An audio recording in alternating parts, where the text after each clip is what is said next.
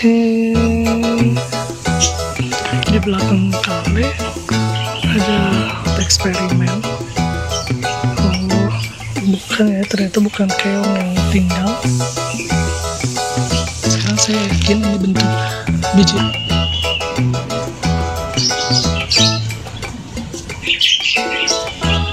Ini yang saya kasih tindakan dulu ini, tapi bisa sih diambil kalau ini. Sekarang jam 10.39 tanggal 25 April 2020, hari kedua Ramadan ya, 1441 Hijriah. Nah, sekarang tugas kita hari ini adalah membersihkan gulma dari tanaman yang ada di sini. Ini kan dia areanya kecil, jadi kalau misalnya gulmanya bersaing, nanti dia terhambat pertumbuhannya. Ini beneran rusak-rusak ya daunnya, tapi nggak ketahuan hamanya apa.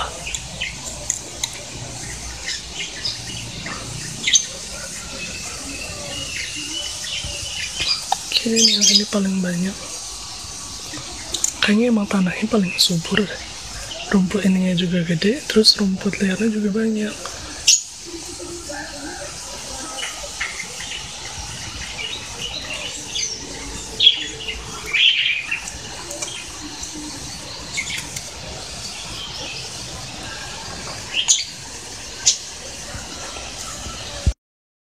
Ada satu yang udah merah. Ini masih banyak ya, masih melimpah ruah. Tuh, masih banyak. Ini bentuknya aneh banget. Ini aneh banget. Ini masih melimpah ruah. Masih banyak. Masih ada juga yang kecil-kecil tuh. Jadi kita kayaknya masih akan punya ini sampai pertengahan puasa, kayaknya masih bisa kita punya ini. Atau mungkin sampai lebaran karena dia masih melimpah. Ini kan lama ya, satu ini sampai merah tuh lama banget. Dia nggak serentak, merahnya nggak serentak. Jadi kita kayaknya masih punya stok aman. Sebenarnya nggak sampai dia menggantiin stok yang ada di rumah sih, cuman enak aja petiknya, jadi nggak sekaligus gitu. Masih ingat kan kita punya kenikir. Nah, itu kenikirnya udah mulai ada kuning-kuningnya tuh, kelihatan nggak? Saya jadi susah akses ke sana karena itu jauh dari saya sekarang. Ada pot yang menghalangi, tapi nggak apa-apa, jadi saya bisa lihat aja dari jauh bahwa kenikirnya udah mulai ada kuncup yang kecil-kecil. Alhamdulillah, berarti dia udah mulai senang di tempat itu. Kita tinggal tunggu aja dia mekar ya. Alhamdulillah, itu nggak lama sih kayaknya, 2 harian lagi deh. Kan ditanamnya pindah ke situ. Ya, pindah ke situ, jadi banyak barang-barang, jadi susah lewat deh. Di sebelahnya ada tuh, kita tanam bayam waktu itu udah tinggi juga. Alhamdulillah, siap menunggu deh. Ini biji bunga matahari lagi, saya coba tanam di sini. Kemarin kan udah ya, terus saya coba baca di internet, katanya dia nggak suka tanah yang kaku gitu, jadi dia nggak suka ada air menggenang gitulah ya. Nah, akhirnya saya coba tanam di sini karena pot yang kecil-kecil itu kan ternyata menurut saya si lubang airnya itu kecil lah, lubang pembuangan airnya, jadi dia tuh kayaknya cepat padat gara-gara itu juga mungkin.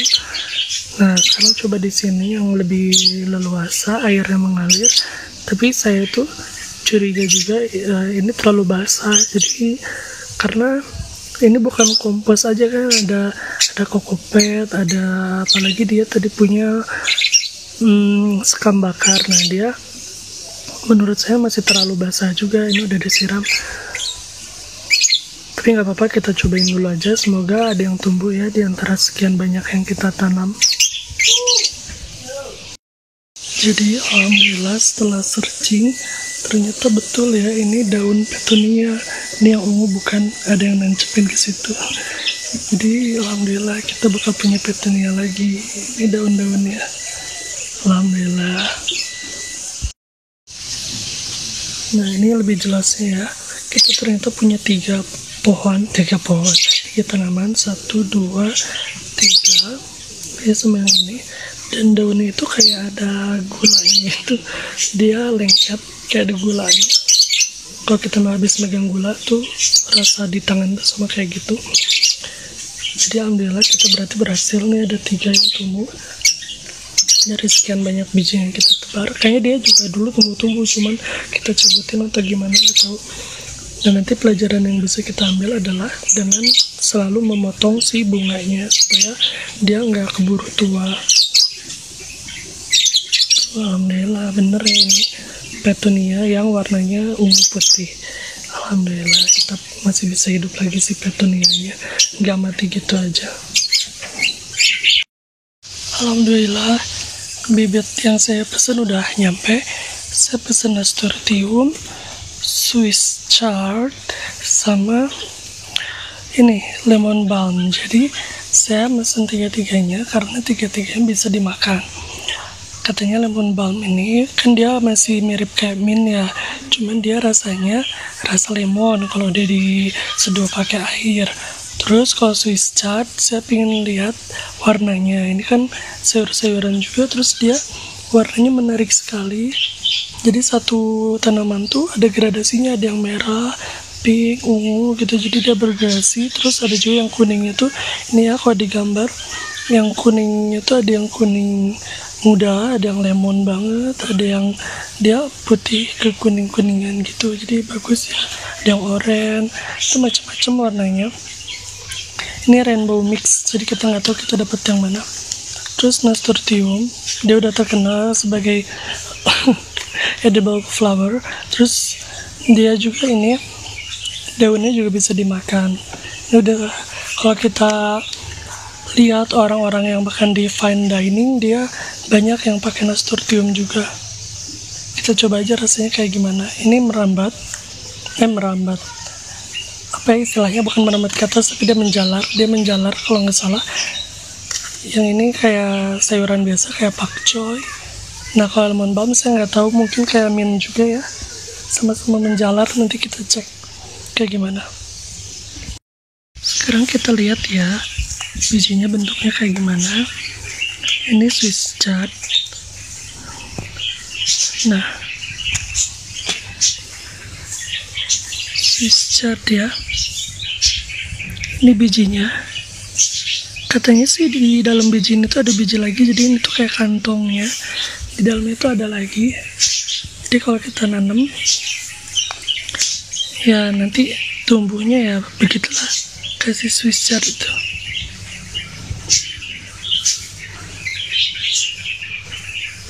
Kantong bijinya ini lumayan gede ya untuk ukuran biji sayuran yang biasanya kecil-kecil tuh.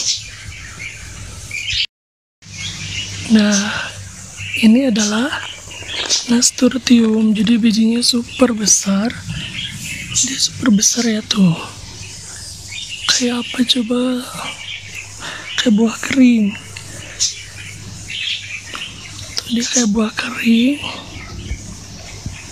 Oh ya, nasturtium ini banyak jenisnya. Ada yang jenisnya ini kan jewel mix ya. Terus kalau nggak salah ada yang Alaska gitu. Alaska itu yang ada variegatanya, daunnya jadi ada putih-putihnya. Ini kan daunnya hijau semua ya tuh di gambarnya. Terus ada juga yang merambat kalau nggak salah. Jadi merambat yang naik gitu ya, yang vertikal. Jadi banyak jenisnya ya, kalian bisa pilih. Ini biji nasturtium. Ini barulah biji lemon balm, dia kecil banget karena pasti dia juga ukuran bunganya kecil ya. Kalau ukuran mint kan nggak gede-gede ya daunnya, pasti bunganya juga kecil, makanya bijinya juga kecil, jauh lebih kecil. Ini bijinya si lemon balm tuh, kecil banget.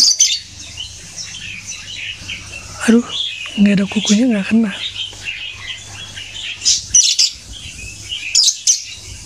Fokus juga saking kecilnya dia susah fokus, jadi ini ya, lemon balm yang katanya rasa lemon. Kalau disitu pakai air, kita coba nanam ya. Bismillah. Nah, ini label yang kemarin kita udah bikin. Jadi dicuci dulu bersih, terus habis itu kita potong bagi 8. Akhirnya dari satu gelas bekas itu yang plastik kita punya 8 label. Cuman masalahnya kemarin kan gelasnya udah bentuknya aneh. Jadi pas digunting dia juga kayak gini, keriput-keriput, susah ngelurusinnya lagi. Oh iya, kalau bisa ini dikasih labelnya pakai spidol yang permanen. Kalau saya kan, kalau nggak salah spidolnya ada, cuman lupa taruh di mana. Akhirnya jadi ya pakai yang ada aja lah. Cuman kayaknya mereka nggak cepat luntur juga, kita nggak tahu, lihat nanti. Nah, jadi udah saya tanam juga di sini nasturtium yang tadi sama Swiss chard 2, sisanya ada di sana di tempat lain. Jadi saya mau tanamnya agak banyak, tapi saya nggak ada lahan buat naruh si pembibitannya. Jadi ya udahlah, taruhnya mencar-mencar karena udah ada label ini ya, sombong banget udah ada label, jadi bisa kita tanam di mana aja tanpa harus ketukar. Oh ya, jadi ini media tanamnya, media semainya pakai kompos yang saya beli. Ternyata kan yang udah saya ceritain ada campuran sekamnya, sekam bakar sama kokopet. Jadi nggak tahu tumbuh atau nggak di media yang seperti ini. Kita tunggu aja ya.